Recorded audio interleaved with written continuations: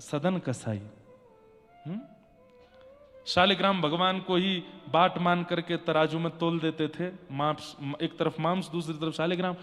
कथा सबने सुनी है। एक संत को पता चला तो शालिग्राम जी ले गए उनके पास से और उनका पंचामृत अभिषेक करके सिंहासन में बैठाया। तो शालिग्राम भगवान ने रात्रि में स्वप्न दिया, नहीं मुझे वापस वहीं छोड़ के आओ। बोले वहां क्या अच्छा लगा आपको? बोले सदन कसाई के जो तराजू में लुढ़कने में आनंद है वो सिंहासन में नहीं है। तब संत ने पूछा कि क्या है उस सदन के पास? तब भगवान बोले उसका स्वभाव, वो क्रिया क्या करता है, वो कर्म क्या कर रहा है, मैं उसको एक बार को नजरअंदाज कर देता हूं। क्यों? क्योंकि वो उसके स्वभाव से बहुत नीचे है, स्वभाव उसका बहुत अच्छा है। न जाने कौन से गुण पर दया निधि रीझ जाते। जैसे ही संत वापस शालिग्राम लेकर के आए और सदन कसाई को कहा कि इनको तो तुम्हारे पास ही रहना है, रखो। तब सदन कसाई ने सोचा कि जब नाथ मेरे लिए सिंहासन छोड़ के आ सकते हैं, नाथ मेरे लिए पूर्ण व्यवस्था छोड़ के आ सकते हैं, मैं नाथ के लिए मांस का विक्रय नहीं छोड़ सकता। उसी लिए त्याग दिया, सब निकल पड़े जगन्नाथ की यात्रा पर। क्योंकि श्रेष्ठ कुल में नहीं थे, इसलिए लोग बाग उनको थोड़ा दूर रखते थे अपने आप से। एक नगर में पहुंचे तो उस नगर में एक कन्या खड़ी थी अपने बालकनी पर और देख करके रीझ गई सदन कसाई से। सदन जी ने उसको देखा, कुछ ऐसा भाव नहीं था, पर उस कन्या ने कुछ इशारा किया तो सदन जी तो भक्ति में लीन थे, उन्होंने बस हाथ जोड़ करके ऐसे सर झुकाया। कन्या ने इशारा, उस स्त्री ने इशारा ये किया था कि अगर तुम मुझसे विवाह करो तो मैं अपने पति को मार के आ जाऊंगी। और सदन कसाई तो दीन होते हैं ना भक्त, तो उसने यही किया, मार करके अपने पति को आ गई और आकर के कहा कि अब तुम मेरा संग करो। सदन जी बोले मैं इसके लिए उपयुक्त नहीं हूं, मैं तो अब नाथ को प्राप्त करने जा रहा हूं, अब संसार की कोई रुकावट मुझे कैसे रोक सकती है? तो उसने कहा मैंने अपने पति को मार दिया तुम्हारे लिए और तुम कह रहे हो कि, बोले मैंने ऐसा नहीं कहा था कि आप उन्हें मारिए, मेरी भावना ऐसी नहीं थी। अब स्त्री हट हल्ला कर दिया, पूरा नगर उस स्त्री की बात मानने लगा। और तो मैं क्या निवेदन कर रहा था? सदन कसाई की कथा। तो भगवान रक्षा कैसे करते हैं? वो स्त्री ने तो पूरे नगर में हल्ला कर दिया कि इसने मुझसे कहा था कि अपने पति को मारो। कई बार, बुरा नहीं मानिएगा, कई बार हमारे समाज में निर्दोष की बातें ना सुन करके कई बार एक पक्ष को ज्यादा ध्यान दे दिया जाता है। और वो स्त्री है, उसने रो करके जब कहा कि इन्होंने कहा था इसलिए मैंने पति को मारा, तो राजा ने अपने सामने खड़ा कर दिया और सदन कसाई से कहा कि क्या ये सत्य है? अब सदन जी तो जगन्नाथ जी के दर्शन में विह्वल हो रहे थे, ये कहां का प्रपंच लग गया उनके साथ। ये ठाकुर जी करते ही हैं, उनका स्वभाव ही है। जैसे ही आप उनसे मिलने के मार्ग पर चलोगे, एक प्रपंच तो वो लगा ही देते हैं पीछे। सदन जी बोले मुझे कोई इच्छा नहीं है, मैं अगर बहुत प्रमाण भी दूंगा तो भी इन्हीं को सत्य माना जाएगा, मेरे बार बार बोलने पर भी मेरी बात नहीं सुनी जाएगी, तो मैं वक्तव्य देके क्या करूं? आप सीधा दंड दे दीजिए, जो दंड है मैं सहने को तैयार हूं, बस मृत्यु दंड मत देना। कागा सब तन खाइयो, मेरो चुन चुन खइयो मांस, पर दो नैना मत खाइयो, मोहे पिया मिलन की आस।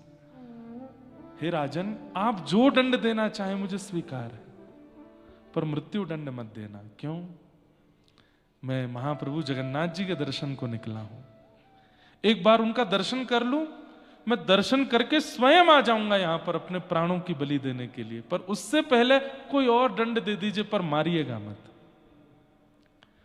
इतनी दीनता पूर्व। बंधुओं, भक्त के वाणी में दीनता आ ही जाती है, और ये बनाना नहीं पड़ता, स्वभाव युक्त दीनता आ ही जाती है।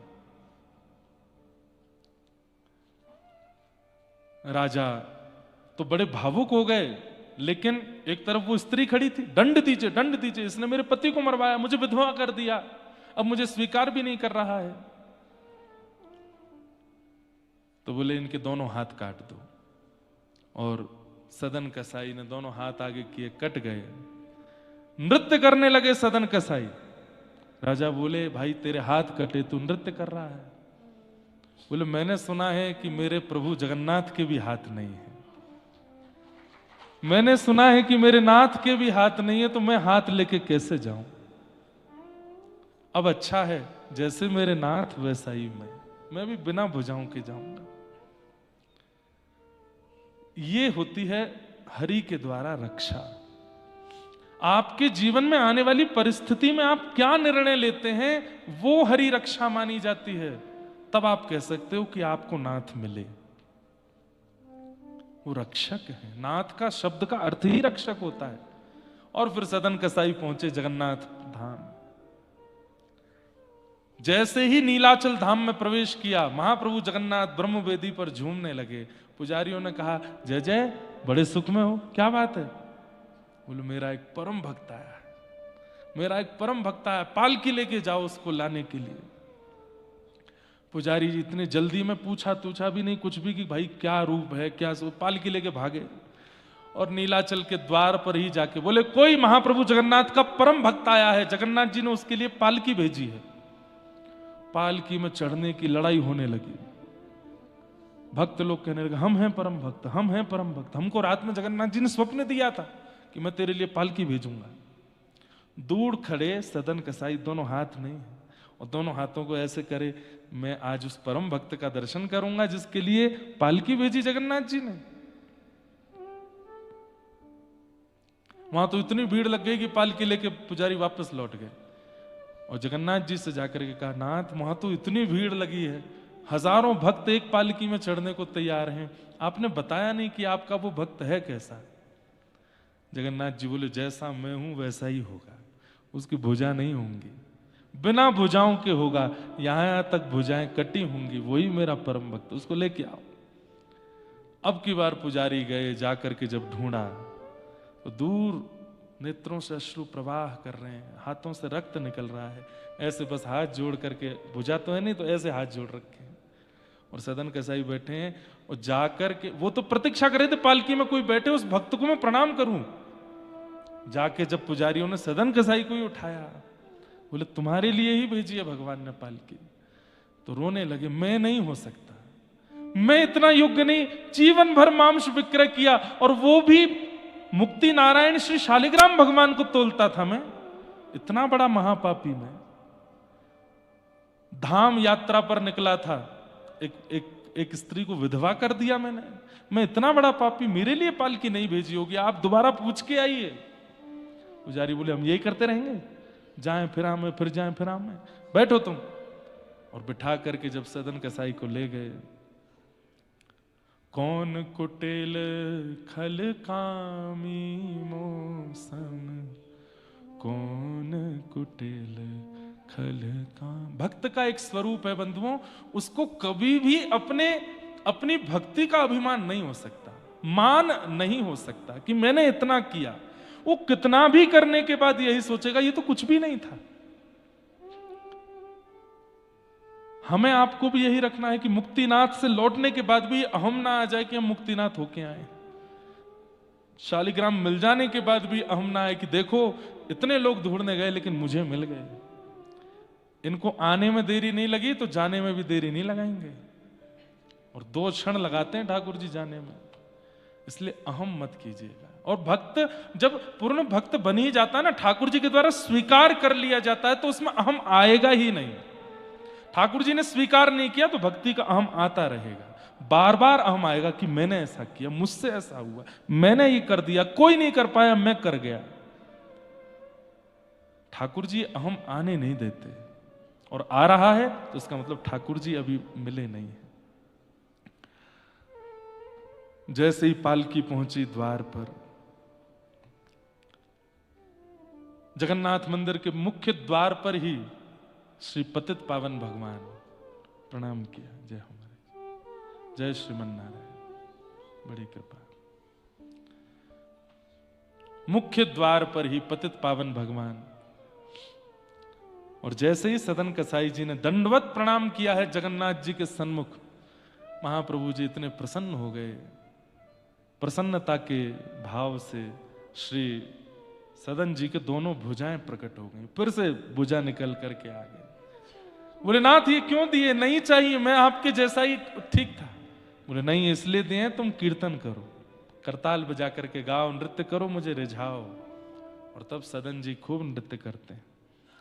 तो भगवत रक्षा, प्राण रक्षा को भगवत रक्षा मत मानिए कि आपके प्राणों की रक्षा हो गई, गिरने से बच गए, मरने से बच गए, यहां बच गए, वहां बच गए, तो भगवान ने बाल बाल बचाए। भगवान नहीं बचा रहे हैं वहां पे, आपके जीवन अभी बचा है, आपका जीवन अभी बचा है, अभी मृत्यु नहीं आई है, इसलिए बच गए हो।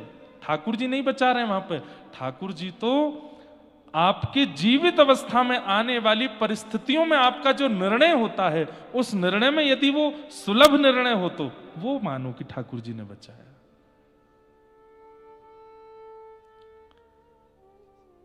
तो नाथ मतलब रक्षक, और मोह का क्षय जिसका हो गया हो उसी की रक्षा करते हैं, वही है मुक्तिनाथ। जो मोह का क्षय कर गया है उसी के रक्षक बनते हैं श्री मुक्तिनाथ। ऐसे मुक्तिनाथ भगवान। तो मैं सुबह विचार कर रहा था कि मुक्ति अपेक्षित नहीं होनी चाहिए। हम ब्रजवासी जन कई बार कह देते हैं कि मुक्ति अपेक्षा के लिए नहीं, मृत्यु के बाद वाली मुक्ति की हम कभी कभी अवहेलना तो नहीं करते, अपेक्षा तो नहीं करते, पर उसको स्वीकार नहीं कर रहे हैं कि नहीं चाहिए। पर जीवित अवस्था में बिना मुक्ति के भक्ति संभव नहीं है, बिना मोह के क्षय के भक्ति नहीं होगी, बिना मोह के क्षय के नाथ नहीं मिलेंगे। राजा जनक की सभा में राजा जनक की सभा में अष्टवक्र पहुंचे, और अष्टावक्र परम ज्ञानी, 8 जगह से शरीर टेढ़ा था उनका, इसीलिए उनको अष्टावक्र कहा जाता था। जैसे भगवान हमारे त्रिवक्र हैं, श्री कृष्ण जो हैं वो त्रिवक्र हैं, 3 जगह से टेढ़े हैं, सिर टेढ़ा, कमर टेढ़ी, और ये टेढ़े हैं नहीं, रहते टेढ़े हैं। वैसे कोई ठाकुर जी, वो एक मराठी हमने अभंग गाया, लकरा लकरा च लकरा, बांकोरी बांको, बांकोरी बांको, काना काना एक पामते बांको है, वो बांके हैं नहीं, वो कोई मराठी भाषा में तो सीधे कहती है लंगड़ा। ठाकुर जी लंगड़े नहीं है, ठाकुर जी टेढ़े मेढ़े है नहीं, वो उनका स्वरूप है, वो ऐसे बन के रहते, उनकी अदा है खड़े होने की, सबकी अपनी अपनी होती, उनकी है। लेकिन अष्टावक्र तो वास्तविक वक्र है, उनके पैर भी टेढ़े हैं, कमर भी टेढ़ी है, गर्दन भी टेढ़ी है, हाथ भी टेढ़े हैं, लेकिन परम विद्वान। जनक जी की सभा में पहुंचे, और जैसे ही जनक सभा में पहुंचे तो सब लोग उनकी चाल पर, ढाल पर थोड़े हंसने लगे। अष्टावक्र बोले, ये सभा मेरा उपहास नहीं कर रही है, मुझे बनाने वाले का उपहास कर रही है। मटका खराब है, मटका बुरा है, मटका बेकार है, मटका योग्य नहीं है, मटके को कोई बुराई नहीं है इसमें, वो तो मिट्टी का ही है, उसको बनाने वाले ने उसको ऐसा बनाया है, आप तो बनाने वाले का उपहास कर रहे हो। जनक जी महाराज चरणों में बैठ गए, बोले महाराज क्षमा कर दीजिए। बोले नहीं, मैं इस सभा में नहीं बैठूंगा। बोले भगवान क्षमा कर दीजिए, मैं सबकी ओर से आपसे क्षमा मांगता हूं, और मेरे मन में एक जिज्ञासा आई है, मैं वो पूछना चाहता हूं। बोले क्या? बोले आप जैसा परम ज्ञानी व्यक्ति इतने छोटे से उपहास से इतना बुरा क्यों मान रहा है? आप जैसा परम ज्ञानी व्यक्ति इतने से उपहास को सहन नहीं कर पाया? तब अष्टावक्र कहते मेरा उपहास हो तो मैं सहन करूं, पर मुझे बनाने वाले का उपहास, मेरे नाथ का उपहास, ये मैं स्वीकार नहीं करूंगा। जनक जी ने उसी समय पूरी सभा को खाली कर दिया, अकेले बैठे हैं, अष्टावक्र को सिंहासन पर बिठाया और 3 प्रश्न किए। सबसे पहला प्रश्न, मोक्ष कैसे मिलता है? मोक्ष की प्राप्ति, मुक्ति कैसे आती है जीवन में? कृपा करके मुझे ये बताइए। दूसरी बात, ज्ञान कैसे प्रकट होता है? और तीसरी बात, वैराग्य का जन्म कैसे होता है? कौन कौन से प्रश्न किए? सबसे पहला प्रश्न, मुक्ति कैसे प्राप्त होती है? दूसरा प्रश्न, वैराग्य कैसे आता है? और तीसरा प्रश्न, ज्ञान की प्राप्ति कैसे होती है? अष्टावक्र बोले, तीनों प्रश्न एक साथ पूछने वाले नहीं हैं जनक। तुमने पहला प्रश्न किया, मुक्ति प्राप्त कैसे होती है। अब जब मोक्ष ही मिल गया तो मोक्ष प्राप्त करने वाला व्यक्ति ज्ञान नहीं पूछता, मोक्ष प्राप्त करने वाला व्यक्ति वैराग्य नहीं पूछता। ये 3 प्रश्न एक साथ नहीं पूछे जा सकते, एक ही पूछो। मोक्ष कैसे प्राप्त होता है, मुक्ति कैसे मिलती है? तब ज्ञानी हैं, ज्ञानी बहुत बड़ा प्रवचन नहीं करते, ज्ञानी अधिकतर एक भाव में उत्तर देने का प्रयास करते हैं। अष्टावक्र बोले, मुक्ति का एक ही उपाय है, समस्त विषयों का विषवत त्याग, यही मुक्ति है। ध्यान से सुनिएगा, बहुत अच्छा प्रसंग है। समस्त विषयों का विषवत त्याग। विषवत त्याग मतलब, अब नवरत्न का लड्डू बना हो, बहुत बढ़िया लड्डू, देखते ही मुंह में पानी आ जाए, वाह क्या अद्भुत है। लेकिन जैसे ही आप उसको खाने लगे, किसी ने कहा इसमें 1 बूंद जहर है, खाएंगे? नहीं खाएंगे, तुरंत त्याग देते हैं। पर हम सब ऐसे लड्डू खाते हैं।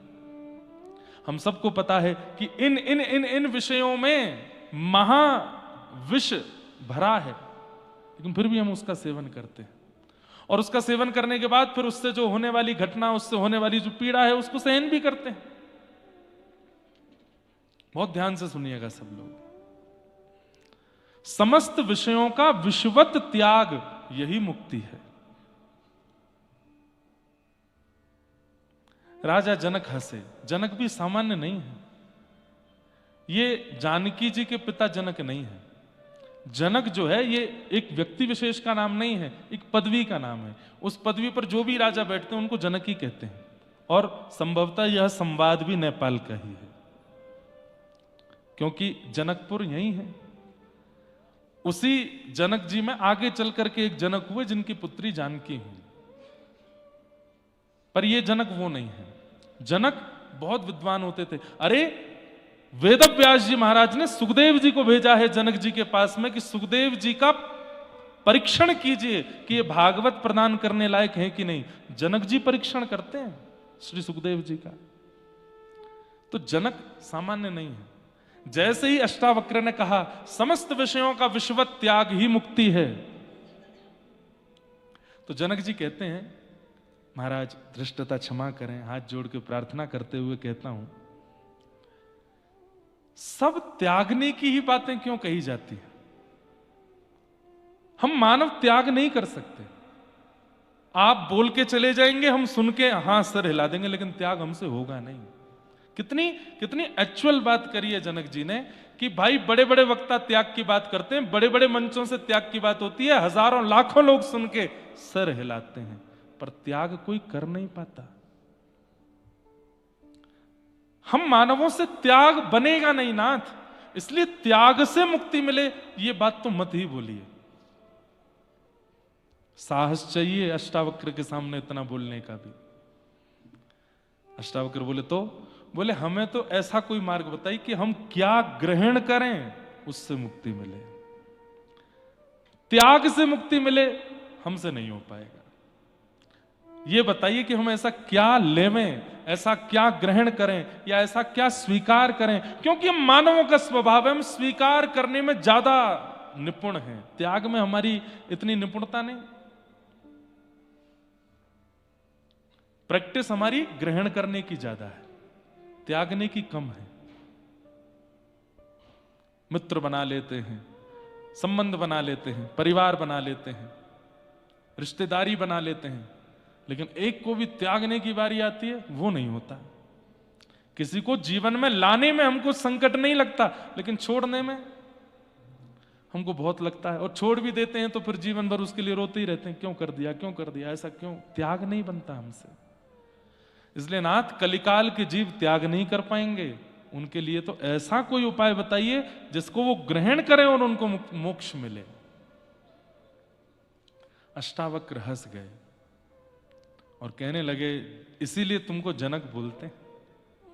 बंधुओं, गुरुजनों से प्रश्न कैसे करना चाहिए यह भी सीखिए, और यह भी सीखे नहीं, यह भी भजन पद्धति सिखा देती है कि गुरुओं से चर्चा कैसे करनी चाहिए। अष्टावक्र कहते हैं, मैंने पहले कहा विषयों का विषवत त्याग मुक्ति देता है। विष का उल्टा क्या होता है? विष का उल्टा क्या होता है? अमृत। अब मैं तुम्हें अमृत बताता हूं कि जिसका तुम पान करो और तुम्हें मुक्ति मिले। तो पंच अमृत हैं, पंचामृत जिसे बोलते हैं। पंचामृत में क्या क्या आता है? दूध, घी, दही, शहद और शर्करा पंचामृत है। ये पंचामृत केवल ठाकुर जी के ही स्नान में प्रयोग होता है? नहीं, हम मानवों को भी पंचामृत ग्रहण करना चाहिए। वो पंचामृत तो है ही, पर स्वभाव के पंच अमृत हैं जो अष्टावक्र जनक जी को बता रहे हैं, जिससे मुक्ति मिलती है। ये मृत्यु के बाद वाली मुक्ति नहीं है, ये मुक्ति के आगे जो नाथ बैठे हैं उनको प्राप्त करने वाली ये पंच मुक्ति के अमृत हैं जो अष्टावक्र कह रहे हैं। जिसमें पहला है क्षमा। क्या? क्षमा। क्षमा पहला अमृत है। हम आप सब लोग क्षमाशील हैं, पर कई बार ऐसी परिस्थिति आती है कि हम क्षमा नहीं कर पाते व्यक्ति को। क्षमा बड़िन को चाहिए, छोटिन को उत्पात। कहा हरि को घट गयो, जो भृगुमारी है लात। क्या हरि घट गए? ठाकुर जी आ रहे हैं हवा के रूप में। क्या हरि घट गए? भृगु जी गए और जाकर के सीधे भगवान के वक्ष पर बिना किसी अपराध के प्रहार कर दिया। हमारे कोई करके तो दिखा दे। भृगु हो चाहे वशिष्ठ हो, पैर ही पकड़ ले तो चलो, कैसे मारा, केस करूंगा तुम पे। लेकिन जैसे ही मैं ये भाव याद करके मैं कितना भावुक हो गया था कि जैसे ही भृगु जी ने लात मारी, सो ठाकुर जी भृगु जी का चरण पकड़ के कहते हैं, इतने बड़े बड़े बाण, बड़े बड़े वज्र मेरे छाती पर मारे गए हैं नाथ, मैं सबको सह गया। मुझे लगता है मेरी छाती बड़ी कठोर है। आज एक ब्राह्मण ने अपने पाद का प्रहार किया, कहीं आपके चरणों में पीड़ा तो नहीं हो गई मेरे छाती पर मारने से? चरण पहुंचने लगे, सिर से लगाने लगे। अरे बड़े बड़े राक्षस वज्र मारते हैं तब भी मेरी छाती पर कोई असर नहीं होता। बड़े बड़े दैत्य बाण छोड़ते हैं, मेरी छाती पर कोई असर नहीं होता। मुझे लगता है मेरी छाती बहुत कठोर है। आज एक ब्राह्मण ने चरण मारा, कष्ट तो नहीं हुआ ना आपको? और बंधुओं, हम लोगों का स्वभाव कैसा है पता है? जीवन में एक दोष आता है, उस दोष को छुपाते हैं। और ठाकुर जी की छाती पर लात मार दिया भृगु जी ने। आज भी ठाकुर जी चरण चिन्ह यहीं रखते हैं। वृंदावन में लड्डू गोपाल निर्माण किए जाते हैं। वो लड्डू गोपाल तब तक लड्डू गोपाल ही नहीं होते जब तक यहां पर छोटा चरण चिन्ह ना बन जाए। ठाकुर जी कितने अद्भुत हैं, कितने सरल हैं, क्षमाशील। मुझे ऐसा लगता है कि नाथ को भजने वाले के अंदर कम से कम नाथ जैसे कुछ गुण तो होने चाहिए। कीड़ा कह रहा है कि मैं सबसे सुंदर को खाऊंगा तो शालिग्राम बन के आगे बोल खा ले, और तू खाएगा तभी मैं शालिग्राम बनूंगा। इतना क्षमाशील कौन हो सकता है? और चलो ये सब बातें तो ग्रंथों की हैं, पोथियों की हैं, कहानियां हैं, क्या मैं और आप इतने अधिकारी हैं कि हम ऊपर जाकर के उन नारायण का दर्शन कर सकें? वो सारे अपराध हमने किए हैं जो उनको प्रिय नहीं है, लेकिन फिर भी क्षमाशील बन करके अपने धाम में बुलाया है। आप जिस भूमि पर चल रहे हो सब शालिग्राम है, अपने ऊपर आपका भार सह रहे हैं, क्षमा कर रहे हैं तभी तो। उनकी अगर एक बार इच्छा हो जाए कि अब मैं एक दिन के लिए क्षमा नहीं करूंगा किसी को, उस दिन नूतन प्रलय हो जाएगा। एक व्यक्ति जीवित नहीं बचेगा इस सृष्टि में। ये सृष्टि चल रही है, हम जीवित हैं केवल और केवल उनकी क्षमाशीलता के कारण। अष्टावक्र कहते हैं, राजा जनक, यदि मुक्ति प्राप्त करनी है तो पहला अमृत क्षमा को जीवन में लाओ। क्षमा बलिदान है, क्योंकि सामने वाले ने जो किया है हम लोग सोचते हैं इसको तो क्षमा मिलनी ही नहीं चाहिए, इसके साथ मुझसे भी बुरा होना चाहिए जो इसने मेरे साथ किया। लेकिन उसके बावजूद भी यदि कोई क्षमा कर देता है तो उसका कितना बड़ा बलिदान है। और यह बलिदान श्रीमद् भागवत में किया है किसने? द्रौपदी ने, जब उसके निर्दोष 5 बालकों को मार दिया था। अश्वत्थामा ने निर्दोष 5 बालकों को मार दिया, और उसी अश्वत्थामा के हाथ पैर बांध करके जब अर्जुन लेकर के आए, तब भगवान ने कहा, जिस मां के बच्चे मारे गए पहले उस मां से आज्ञा लो कि इसको मारूं कि नहीं। अर्जुन ने ले जाकर के द्रौपदी के सामने बैठा दिया, इसने मारा है तुम्हारे 5 बालकों को, जल्दी आज्ञा करो, मैं इसका सर धड़ से अलग कर देता हूं, इसके रक्त से तुम्हारे केशों को रंगित कर देता हूं। द्रौपदी कहती है, इसे छोड़ दो, इसे मत मारो, इसे मत मारो। और पूरा वो प्रसंग है, बहुत बड़ा है, उसमें नहीं जाएंगे। पर जब द्रौपदी ने 5 बातें कहकर के कह दिया कि इसको मत मारो, तब बाकी सब लोगों के मन में क्या आया पता नहीं, पर दूर खड़े श्याम सुंदरों के नेत्र में आंसू आ गए, रोने लगे ठाकुर जी। क्यों?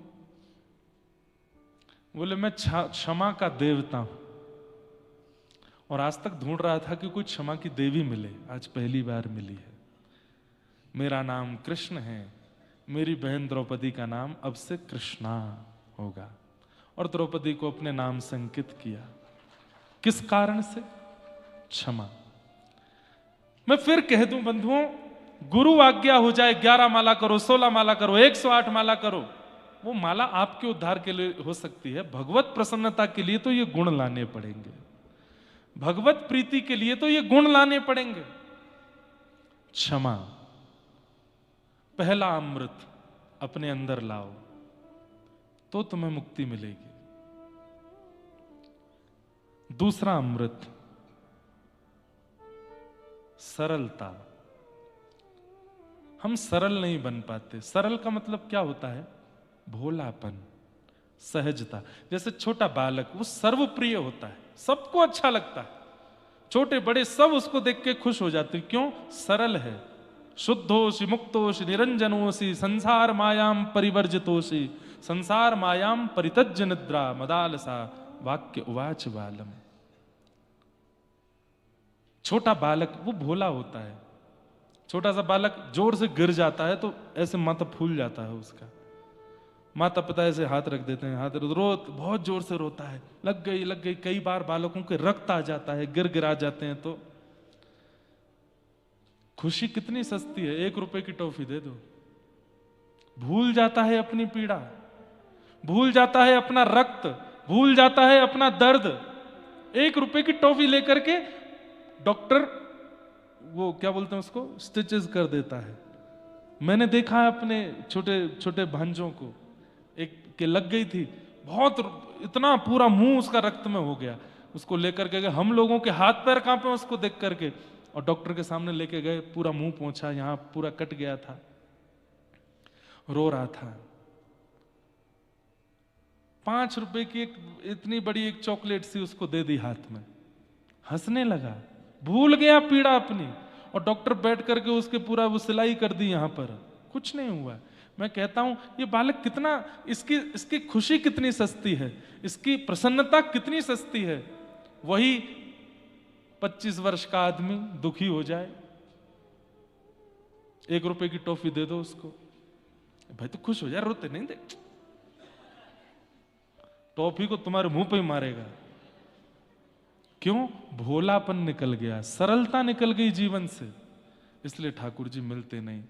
बंधुओं एक बात कहूं, मुझे कभी कभी ऐसा लगता है जो व्यक्ति अतिश्रेष्ठ होने के बाद भी, बड़ा होने के बाद भी, योग्य होने के बाद भी अपनी बाल चेष्टा का त्याग नहीं करता, वो ठाकुर जी को प्राप्त कर सकता है। हमको ना 3 घंटे के बाद महाराज जी बन के रहना बहुत बुरा लगता है। 3 घंटा कथा के बाद हमको फिर ये लगता है कि भाई खेलो कूदो, ऊधम मचाओ, हमारे साथ आनंद करो। हाँ, जब मैं अध्ययन करता हूं तब अलग विषय है, 3-4 घंटे एकांत में, बाकी मुझे लगता है सबके संग खेलूं मैं।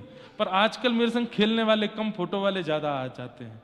फोटो खींच लो, महाराज जी ने ऐसे धोती उठाई, महाराज जी ने अपना कुर्ता यूं कर लिया, महाराज जी ने अपने बाल ऐसे, वो चश्मा पहना है, वो फिर मुझे फिर मन नहीं होता। मेरे को रहता है कि मेरे संग सखावत हो जाए तो मैं सबके संग खेलूं, खूब आनंद करूं।